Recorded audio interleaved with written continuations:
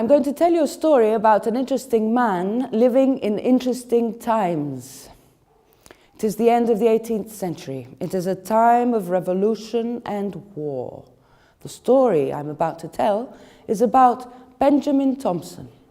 Sir Benjamin Thompson had been just knighted by the King of England for the role he played in the war of the British colony against the rebels in America. Benjamin Thompson was a native of America, but he was a British citizen.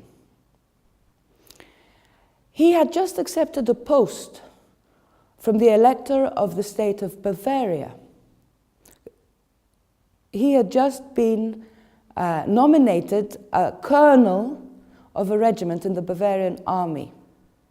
But why did such an ambitious man, who had great plans for different things, as we shall see, why did he accept a lowly post? There was a reason, a secret reason. It was a cover. Benjamin Thompson had told Karl Theodor, the Elector of Bavaria, that he had a plan to reform the Bavarian army. The wages of the soldiers were very, very low. They were paid hardly enough money to survive. So corruption and thievery and all sorts of illegal activities were rife. On the day of his appointment in court, he made a speech saying that his aim with the military reform is to promote the army as a support for civilian people. And the way he proposed to do that was to make an army that was well-dressed, well-fed, and happy. The first act in this reform was to issue a decree saying that officers were not allowed to make profit from their actions. And this led to his desired result, which was a mass resignation of the officers.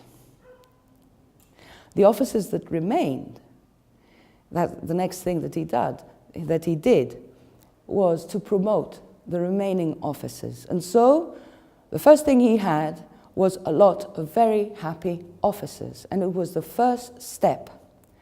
The next step was to provide work and good clothing. He combined these two. He made army workhouses, where the first thing that they did was to make their own clothing. Also, he promoted the use of gardens to have them fed. Gardens for every garrison, where the soldiers themselves could take care of the crops and feed themselves well.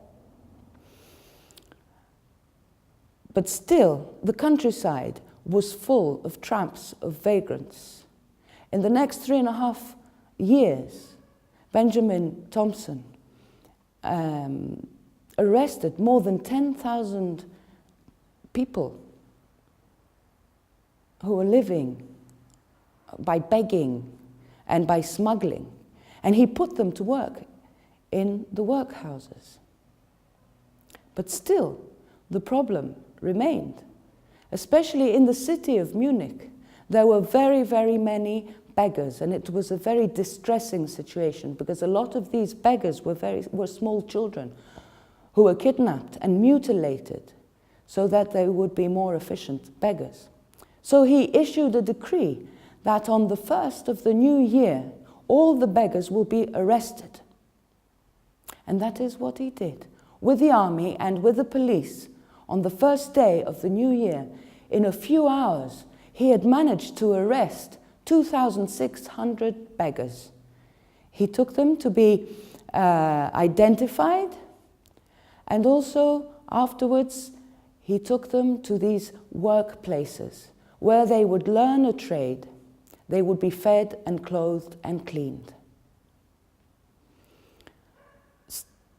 This was having a very good effect on the army, but there were still people, especially the fired ex-minister of war, who were very angry with him. And so they started a war against him by saying that he's mismanaging funds. Benjamin Thompson had tried to lower the cost of feeding all these people. He had managed it with the army, and they were being very healthy and well fed.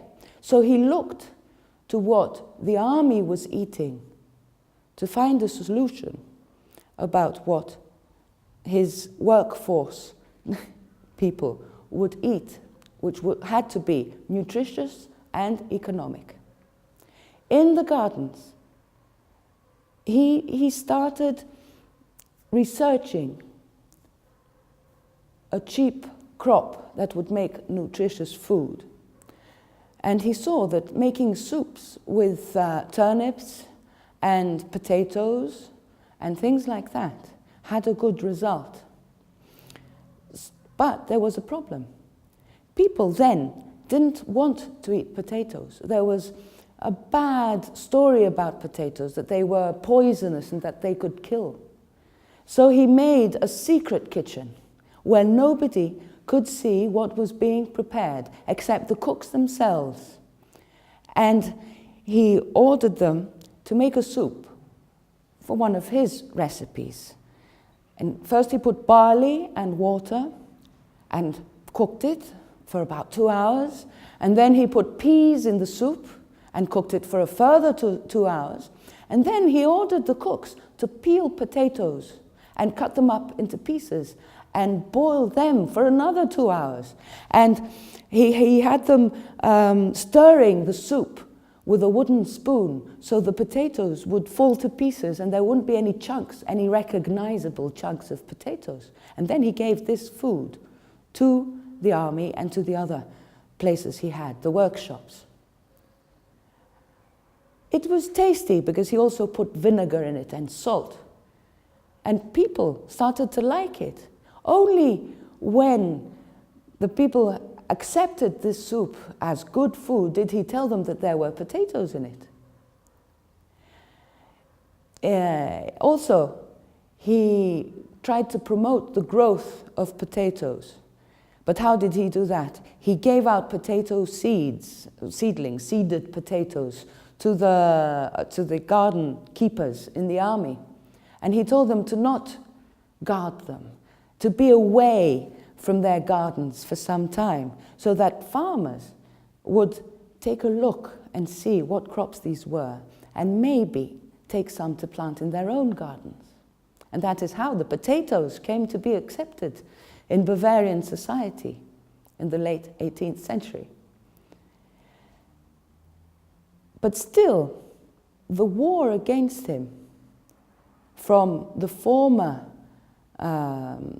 people of the military who had been kicked out was still strong, and he was sued for mismanagement of funds.